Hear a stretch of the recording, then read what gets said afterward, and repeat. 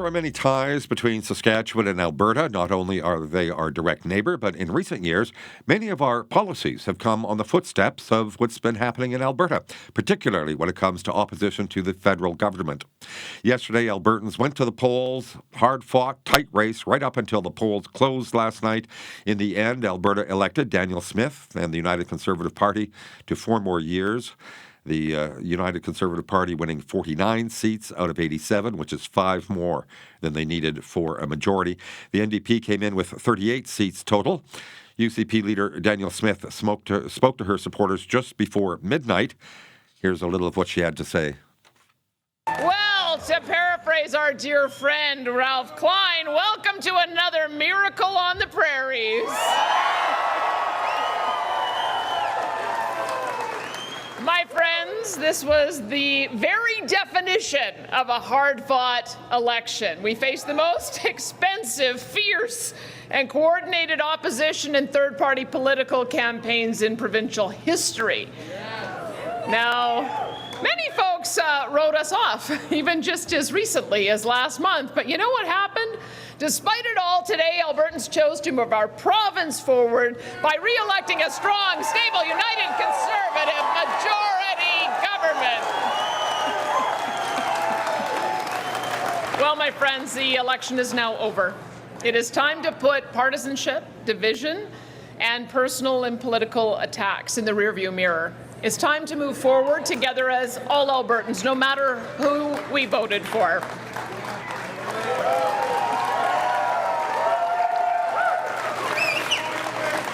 And on that note, Rachel Notley called me earlier to concede the election with honor and with dignity. We all know about our differences of opinion, but I believe that Rachel Notley is a loyal Albertan who loves this province as much as I or anyone else. And she is deserving of respect and kindness and gratitude for the thousands of hours she has sacrificed to serve our democracy, and I hope you'll join me in genuinely thanking her for her public service. My fellow Albertans, we need to come together, no matter how we have voted, to stand shoulder to shoulder against soon-to-be announced Ottawa policies that would significantly harm our provincial economy.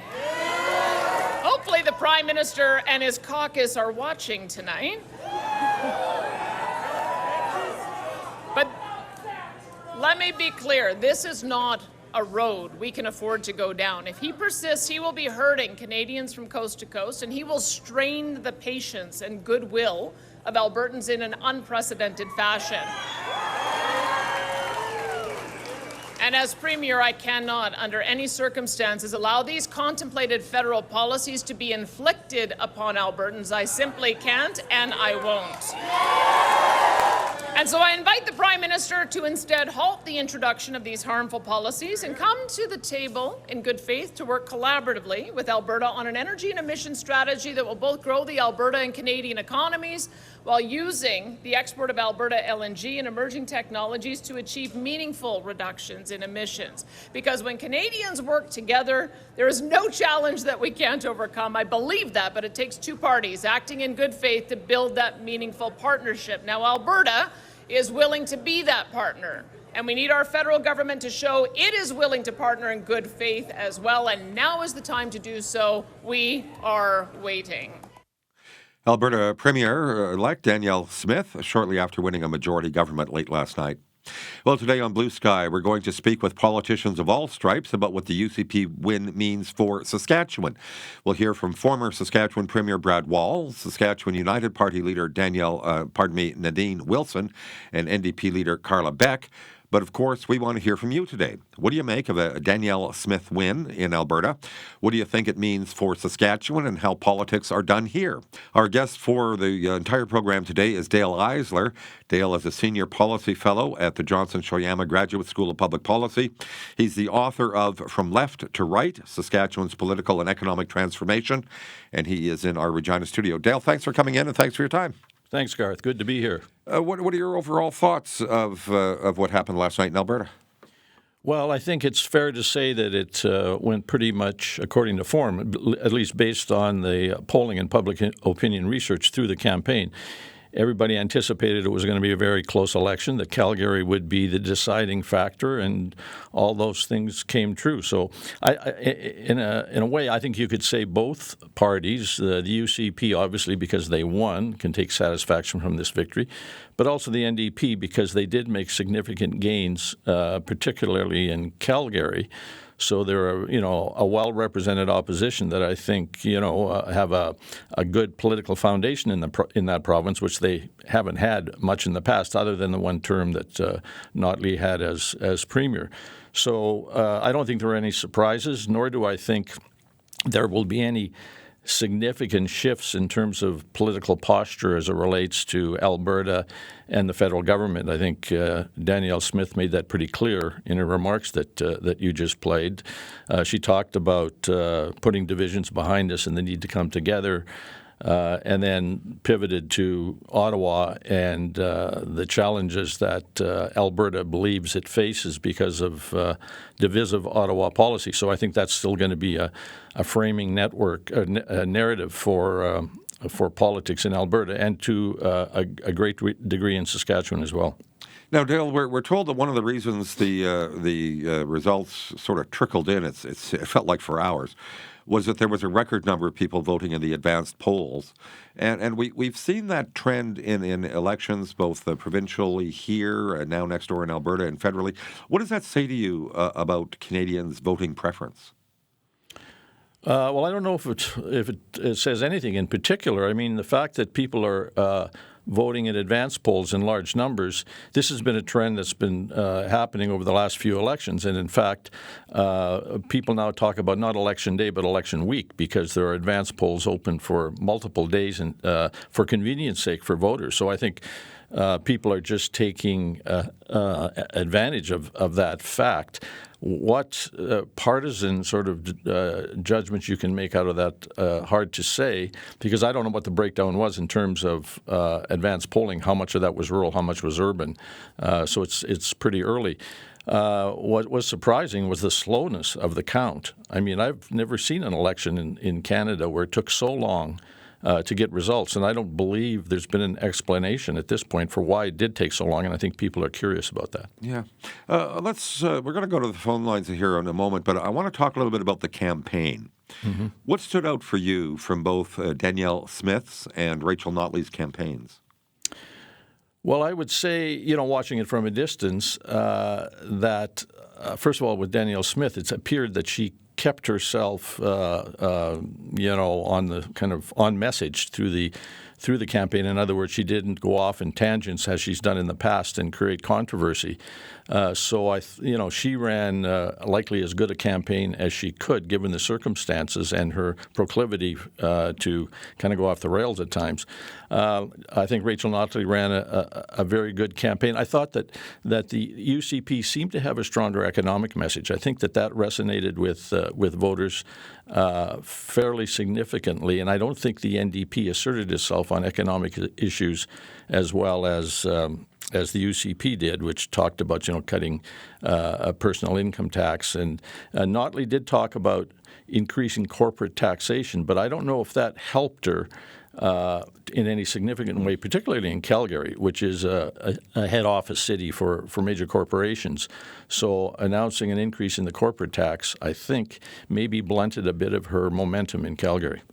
And again, before we go to the phone lines, Dale, I'm just curious to get your thoughts on how Danielle Smith overcame some of those early gaffes. I think your term was off the rails. And in the midst of the election campaign, a fairly scathing report from the ethics commissioner. How do you think she overcame that?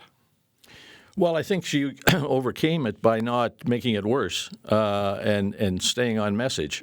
She avoided, these extreme comments she's made in the past, whether it relates to sort of vaccination and the treatment of people who are anti-vaxxers, and her very strident kind of language against the federal government. I mean, you can go too far on those sorts of things.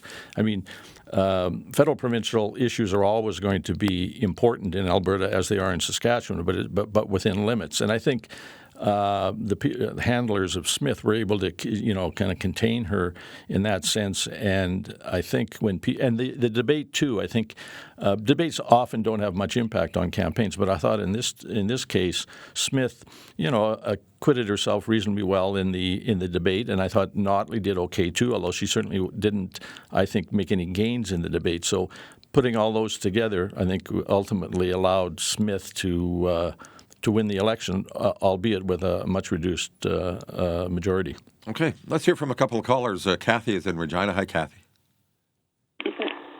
Hello, folks. Oh, dear. It's so frustrating listening to Danielle Smith. And if there could be some fairness and balance, I think I might be more tolerant of listening to her because she may have some substance somewhere buried in deep in there. But I am really left asking, how can she not give credit to the federal level that provides health care support payments to provinces? It is key for helping to support airports. Edmonton and Calgary as principal nodes in our flight system across Canada. Anytime there's a building project across anywhere, hands are out for support of those programs, and the federal government makes plans available that people are willing to access and partner with. There's no thanks for any part of that. There are employment supports from the federal government to have particularly younger people, but other people working. Immigration is important to things. There's never any thanks for any part of that. Construction projects, how important are that to our local economies? Of course they are. The only thing that comes out of her mouth is yipping about oil and gas support. And then again, she starts talking about making provincial pension plans is more affordable when there's one system already set up, and we get better savings and value when we have a broader participating base for doing investments. Can your economists and other experts speak about those kinds of things, please? Okay. Thanks, Kathy. Okay, let's hear from Wayne to Beaver Flats. Hi, Wayne. Hey, guys. Yeah, just a couple of quick comments. I'm seeing a shift in Western Canada from the deep blue to the orange. NDP picked up, I think it was about 10 or 13 seats from the last election. Conservatives, UCP lost some seats. And I think we're going to see the same thing in Saskatchewan in the upcoming election. The one thing that irritates me, and I agree with your previous caller, is that, you've got the premier of Saskatchewan, you've got the premier now of Alberta, and they're quick to chastise and attack the federal government. But yet, the federal government provides a lot of services across Western Canada, and yet these very premiers are the first ones to have their hands out and saying, where's our money? Where's our money? Well, you know what? You're not going to get the money that you think you should have if you continue to berate the federal government. It's going to come to an end. And that really irritates me. And last night, UCP Premier talked about relationships. Well, that's not a relationship. That's a dictatorship. She wants it her way or the highway. And I think that we're seeing a change of aggressive, assertive Western Canadian politics. And some things I agree with. But I got to tell you, that's not the way you do politics if you want to gain something. Anyway, right. that's right. My thoughts, Bert. Yeah. Thanks, Wayne. Thanks for the call. Yeah, you betcha. Dale, we're going to move on here in just a moment, but I want to get your thoughts first on what do you think this means for Saskatchewan and politics here? Well, I think it means that the Saskatchewan-Alberta alliance, which we've seen coalesce since the days of Jason Kenney, and actually going back to even before that to a degree with Brad Wall. But at any rate, that alliance is going to stay intact and frame kind of relations between these two provinces and the federal government. I mean, at the core of this, conflict, if you want to call it that, between Saskatchewan, Alberta, and the federal government is climate and energy policy. It all comes down to that. And this government here and the Smith government in Alberta position that issue as one that's an attack on the province's economy and future growth.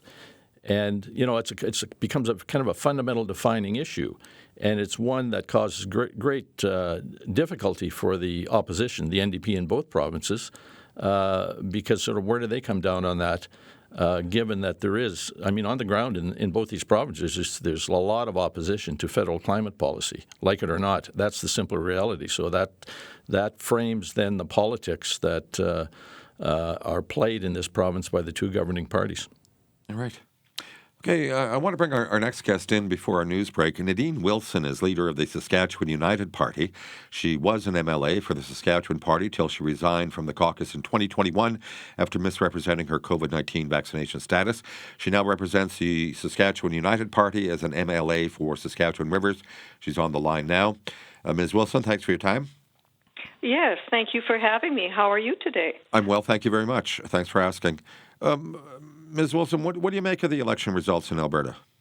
Well, first of all, I'd like to congratulate Premier Danielle Smith and the United Conservative Party for their incredible victory. I was watching the campaign and following it. So it is reassuring to know that our neighbors to the west in Alberta will continue to stand strong for the future.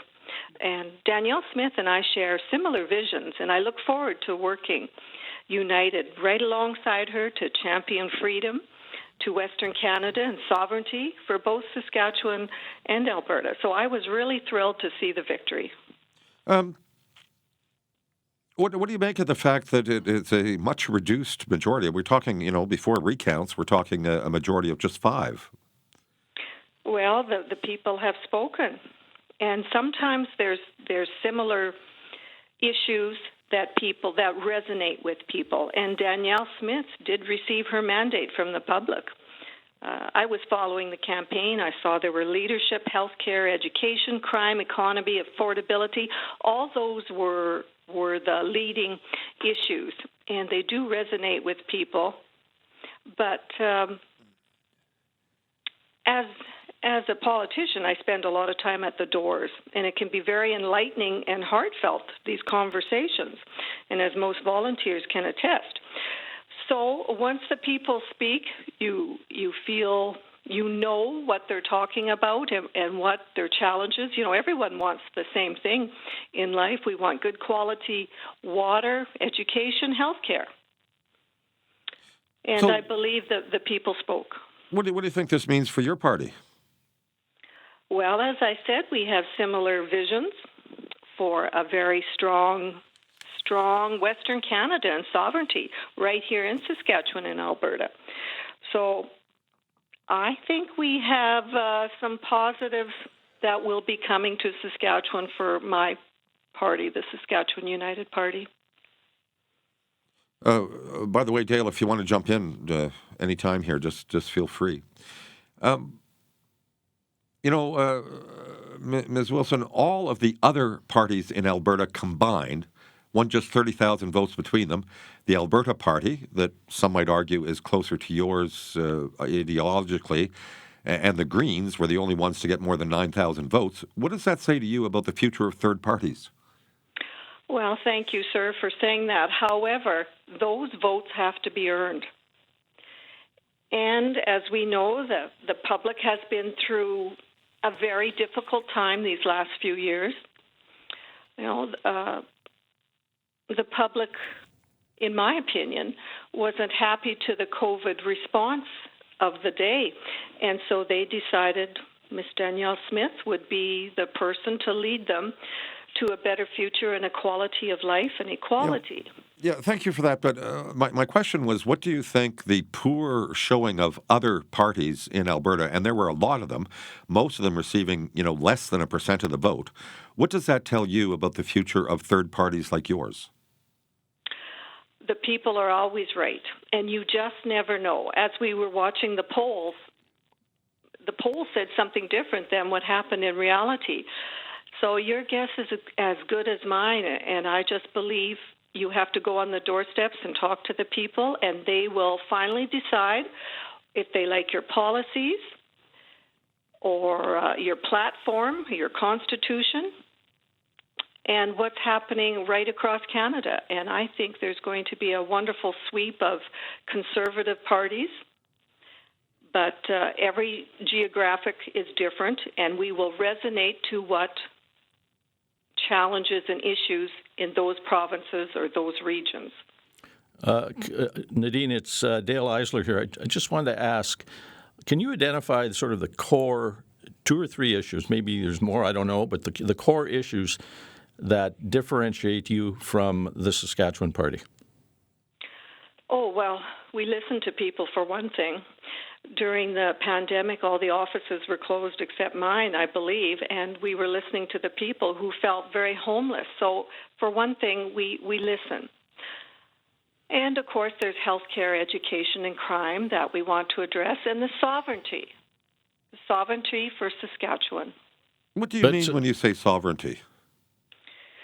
We have so many resources in Saskatchewan that we could look at manufacturing right here in Saskatchewan instead of sending it out to other provinces, other countries, other territories. We can sustain ourselves right here in Saskatchewan. We have everything people want. And this is what people are telling me as I go door to door before our Saskatchewan election in 2024.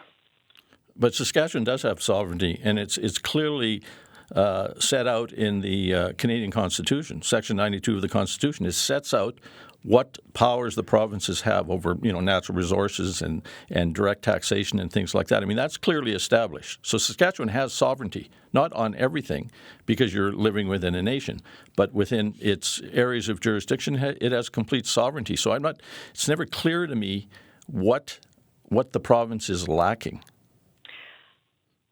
The province has not been listening to the people. The people are the power. The people are the province. You're put there by the people for the people. And what they are telling me, that they have been homeless, politically homeless for the last few years because the government is not listening to their needs, whether it be education, resources, highways, hospitals, our lack of doctors, the mismanagement of entrepreneurs and businesses.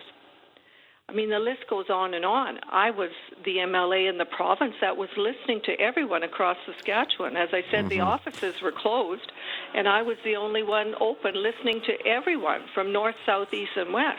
I had to hire additional staff because the province just turned off the radio silence. It's not clear to me, though, what that means to listen to the people and do what they expect. So you mentioned education and healthcare as 2 examples. So are you saying more spending in those areas? More government? Well, first of all, you have to go listen to the people. And in rural Saskatchewan, a lot of the clinics are closed because of the inability to keep the doctors. Now, there must be a reason why the doctors are not driving out there. Is Saskatchewan SHA having some difficulties with the College of Physicians and Surgeons? Perhaps there's some miscommunication regarding wages, regarding vision, regarding respect and dignity to these doctors. These doctors are also businessmen, but they feel a need to look after the people. And apparently there is some trouble. Otherwise, these clinics would be open. Now, this is what people are telling me. Also, our hospitals. We have Ms. Wilson, we have limited time, and Okay. I'd like to direct you to answer Mr. Eisler's question. Does that mean more spending on those on things like education and healthcare? More government? Oh, less government, please. No, Sask United would like less bureaucracy, less red tape. Okay, Ms. Wilson, thank you for your time today. Well, thank you for having me. I appreciate it. Nadine Wilson is the Saskatchewan United Party MLA for Saskatchewan Rivers. Before that, a member of the Saskatchewan Party. Our guest throughout the program today is Dale Eisler, a Senior Policy Fellow at the Johnson Shoryama Graduate School of Public Policy. Dale, what do you think of what we just heard?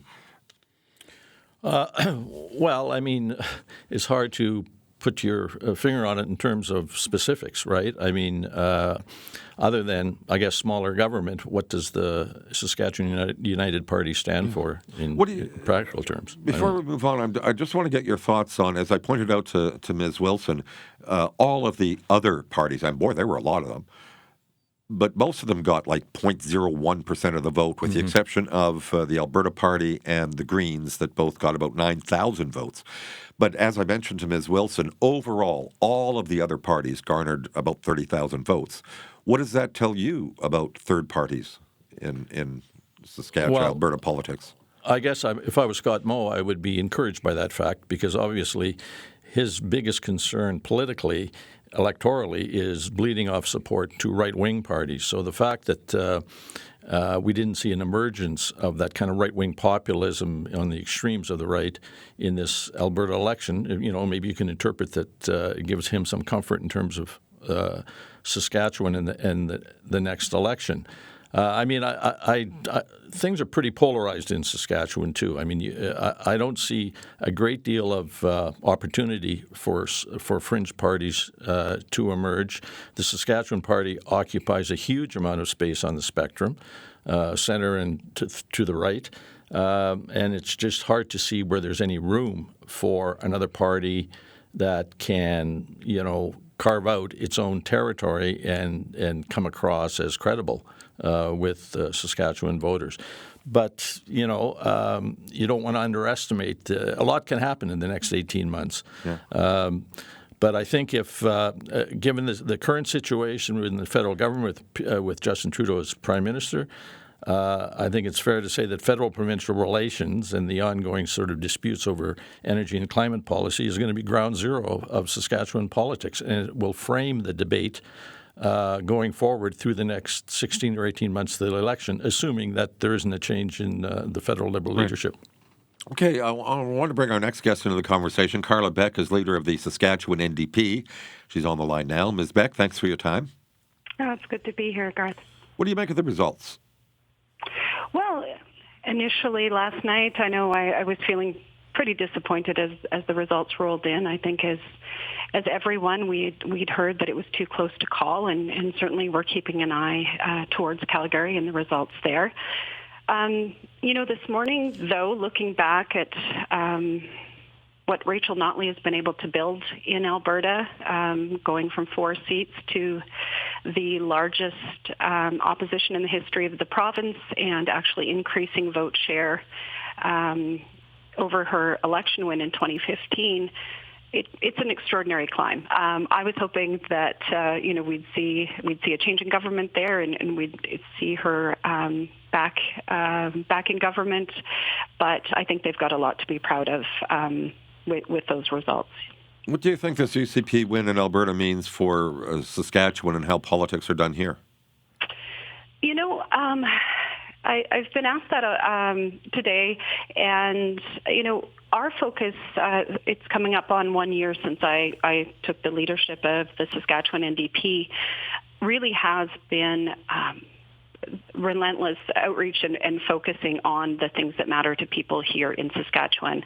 Certainly there are, some similarities between Alberta and Saskatchewan, but there are a lot of differences as well. And, our focus consistently has been on those issues that people are telling us are top of mind here: healthcare, cost of living, ensuring that there are good jobs, cuts to education, and we will continue to focus on those things that people here are saying are top of mind.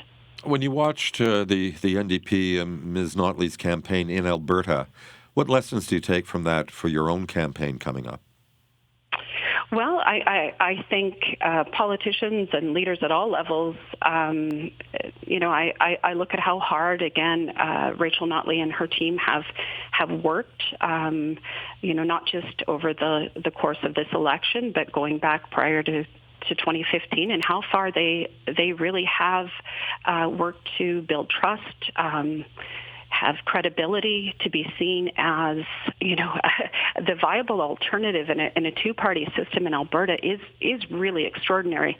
Again, I was hoping we'd see them break that government threshold again, but just looking at how they've built, as I said, credibility and trust over that short period of time, I think is a once in a generation lesson from a once in a generation politician in Ms. Notley. All right. Ms. Beck, thanks so much for your help. Thank you. Carla Beck is leader of the Saskatchewan NDP. Let's take a couple of callers. We'll start with James in Saskatoon. Hi, James. Good afternoon, Garth. So, I think the question that you were asking earlier, why was there such a disintegration of the smaller parties? And the reality is the information is there if people just stop being so biased. The information is the voter only wants to trust what they know. And legacy parties such as in Saskatchewan will be the NDP and the Sask party. They have an inherent trust because the voter knows what they're going to get from them, right? And so in Alberta, the Alberta Party, although there has been a marked understanding of this orphan voter, if you will, the reality is that these other political parties can't find themselves to be able to gain enough trust. So then the issue we go is, I find all these people that are of NDP heritage, and they think that somehow, an increase in seats is such a great accomplishment. But Rachel Notley was not running to be leader of the opposition. She was running to be premier. She failed in that. The NDP's message failed. Do not try and wrap it up into some other bow other than the Alberta people, the Alberta voters, did not want what the NDP was selling, which is larger bureaucracy and the inability to understand how you create wealth, right? Okay. We create wealth so that we can have social programs. Okay. The idea of not being supportive of that is why Danielle Smith's message about Ottawa's oppression of Western Canadian resources is so spot on. Okay, James, I've got to stop you there because we're quickly running out of time. But James, as usual, thank you so much for taking part today. Have a great day, sir. Now, former Saskatchewan party leader Brad Wall and former premier is no stranger to Alberta politics. Mr. Wall now lives in the Cypress Hills. His work as a consultant takes him to Alberta frequently. Even though he's officially out of politics, it doesn't stop him from following it closely. He's on his way to Calgary today, but we were able to reach him on the road a little earlier today. Hello, Mr. Wall. Hello. Mr. Wall, what was your first thought when it became clear that Danielle Smith and the United Conservative Party would form government? Well, I've been following the election there closely from Saskatchewan, and know some of the people who are running as candidates. Had spent an evening with one of those candidates in their campaign team, and I had it around 48 seats for the UCP. So I think this morning when I woke up, it was 49. I lucky guess on my part, but I did feel the UCP would prevail. It just seemed to be a more difficult for the NDP because of more limited opportunities for growth in the number of seats, and obviously big inroads for the NDP into Calgary, and they swept Edmonton, but as we all know now, it wasn't enough. So I wasn't that surprised at the result. I think a lot of people have maybe forgotten already where things were at only, let's say, 9 months ago in Alberta, where there was a double-digit lead for the NDP, and so maybe when Smith made the remark last night about a miracle on the prairie, maybe she was referring to the closing of that gap and an eventual UCP win. But I don't think that was necessarily predicted just under a year ago, and so there's certainly a bit of a story there in terms of the closing of that gap. Now, it is a majority, but a much reduced majority. What does that say to you? I mean, well, there's messages in every election, and certainly there are messages for both of the parties in Alberta. In my view, again, from an outside observer's perspective, I think there's message for the UCP. I think I think Albertans were concerned with the almost the daily, almost sort of water torture frequency of the leader's previous comments from when she was a talk show host. And some of those comments were controversial, and she was walking them back, and therefore I think the UCP was often on the defensive because they were having to deal with those remarks from the past rather than be on their message. And I think also healthcare. I think there's a message there for the UCP, especially from urban Alberta, from Calgary, I would say, around the healthcare issue. And again, I'm at a bit of a disadvantage because of my proximity in Saskatchewan, but I've been keeping in touch with people much more close and on the ground and involved in the campaign, and I think those would be a couple of observations. For the NDP, I think the message there for Rachel Notley is that after the debate, most people are pointing to the debate as a bit of a turnaround where the UCP started to regain some momentum. There was sort of some contrition from the leader of the UCP, from Danielle Smith. And what I noticed was the NDP sort of doubled down on a really negative campaigning when they probably should have pivoted to something more of a balance between their negative campaign and also what they had to offer by way of their own platform and their own policies. So, I do think there's messages for both of the parties in Alberta, as there always is in every election. Parties should be taking away a message, or they're doing it wrong. Well, how do you think Smith did overcome those early gaffes and a pretty negative ethics report right in the middle of the campaign? Yeah, I can't imagine what that would have been like, having obviously gone through several campaigns myself. We would try to plan for a very difficult day, some sort of external development or story perhaps we had to react to. Even though you can't obviously plan for the details of what that event might be, you can sort of plan as to how you'll react to it. And I can't imagine an ethics report coming out in the middle of a campaign that was as damning of what the Premier had done on that issue with the Attorney General. So, I do think that, especially in places like Alberta and might I say Saskatchewan as well, Garth, that the economy matters. The economy is not always the most important issue, it seems, here in contemporary elections of late in many parts of the Western world. But it's true that I think they still are issues of affordability, of management of the economy, and I think those were issues that played to the favor of the UCP, and they stayed on them.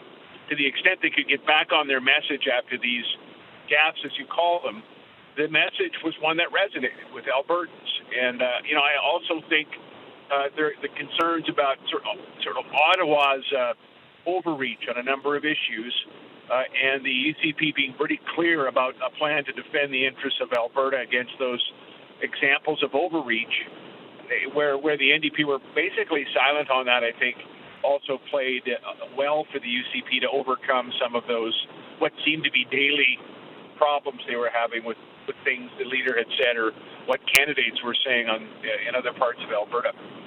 Well, in much the same way as Scott Moe here, Danielle Smith has had a very combative relationship with the current federal government. Where do you expect that to go now? Interesting that last night in the speech, it should surprise nobody, I'm still a political nerd, so yeah, I watched the coverage on a network from Alberta and watched the speeches, both of them. And it was interesting that in Danielle Smith's speech, I think she basically had 4 parts to her speech, and an entire part was dedicated to a couple of concerns she had, substantive concerns, I would say, with 2 federal initiatives. One is the clean electricity regulations that are in draft form, and that might be coming out, that would preclude any fossil fuel generation by 2035. Very problematic for both Alberta and Saskatchewan. It's unworkable, actually. And obviously even heading down that road could be very expensive in terms of rates for our two economies and our two provinces, the people in Alberta and Saskatchewan. So she signaled, much as Premier Moe has done, that under her government she's going to be challenging those Canadian electricity regulations. Garth, I would say, by the way, that she is on good footing, and so is Premier Moe. Section 92 of the Constitution has an entire clause dedicated to the fact that the generation of electricity and how provinces choose to do that is their exclusive purview in terms of constitutional jurisdiction. She also noted the potential cap coming from the federal government on oil production. So, I mean, on those two examples, I think it would be a surprise if a premier of Alberta didn't weigh in and say, look, we're going to work to defend against these potential overreaches by the federal government.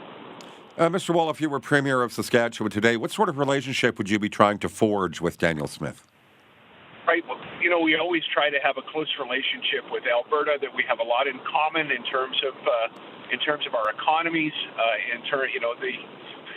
We all know of the sort of the back and forth that has happened in terms of population migration between the two provinces. I live now in the Cypress Hills, so it's even clearer to me about just how close we are. There's always an advantage in cooperating where you can. Sometimes in our case, it was about joint cabinet meetings to find out ways to deliver services, perhaps together, or through some cooperative effort that resulted in high-quality service for our citizens, but maybe at a lower cost. And sometimes there are federal issues or issues within the Confederation that you'd want an ally to help with. And so I think both premiers will be looking to each other. I think Alberta and Saskatchewan are going to continue to work together, and should, for the reasons that I've mentioned. Mr. Wall, before I let you go, I'm just curious, what are you doing these days? I understand you're working as a consultant with a law firm that does work with the oil industry, or what are you up to these days? Yeah, I do. I have a consulting firm, and that consulting firm has a number of clients. One of them is a law firm that is a national firm that acts for all sectors of the economy, not just oil and gas. I have some other clients. I'm involved with a few other companies as a director. I guess I'm a silent partner in a small ranching operation now, and although people wonder after all those years in politics how silent I can be, but there's a number of things we're doing, enjoying life in southwest Saskatchewan. Mr. Wall, thanks so much for taking time for us today. Have a good day, Garth. Brad Wall is the former Premier of Saskatchewan, as you just heard, now working as a consultant. Some of his clients based in Alberta. In fact, he was on his way to Calgary when we reached him a little earlier today. Dale, I want to bring you back into the conversation. What do you think of what you heard just recently there from Mr. Wall and earlier from Ms. Beck? Well, I think that former Premier Wall is dead on when he talks about the ongoing alliance between Saskatchewan and Alberta coming out of this election in Alberta. And as he also noted, I mean, the core of this is going to be going to frame, I think, this whole issue in terms of federal-provincial relations is the clean electricity standards that we're going to get the regulations on very shortly, and the emissions cap. He referred to both of those. I mean, I think it was Premier Moe, was it just last week? He said that the electricity standards, the clean electricity standards, are both impossible and unaffordable, and that Saskatchewan is not going to meet the 2030 deadline that the federal government has set to get to a clean electricity grid.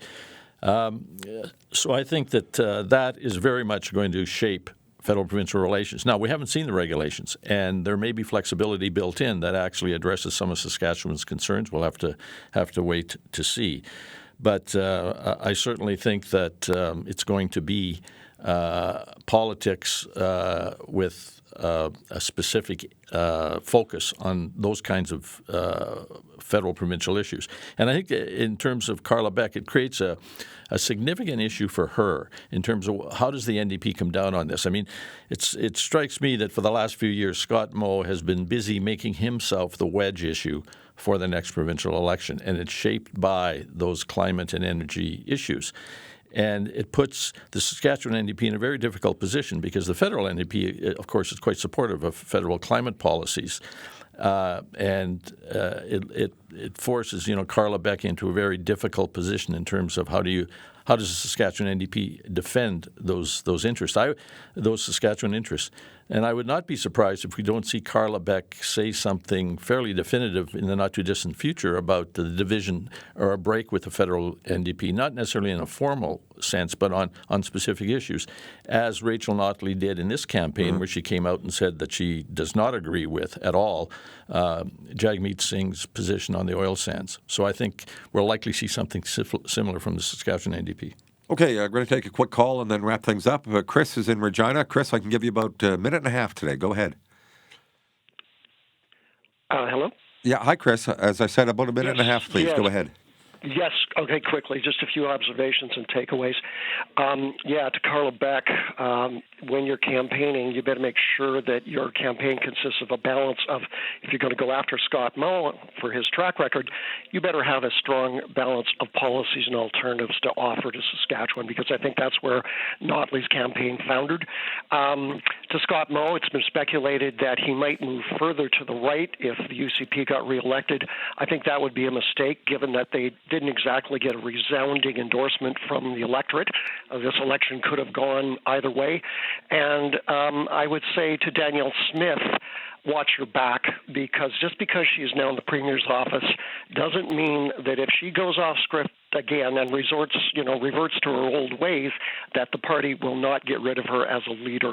I think her position remains kind of tenuous in light of the results of this election. That's all I have to say. Thank you very much, Chris. Thank you. Thank you. Dale, the Saskatchewan government has stolen a lot of pages out of the Alberta playbook in recent years. One of the promises the UCP made during their campaign was that, an example, personal income tax wouldn't be able to be raised without a referendum, etc.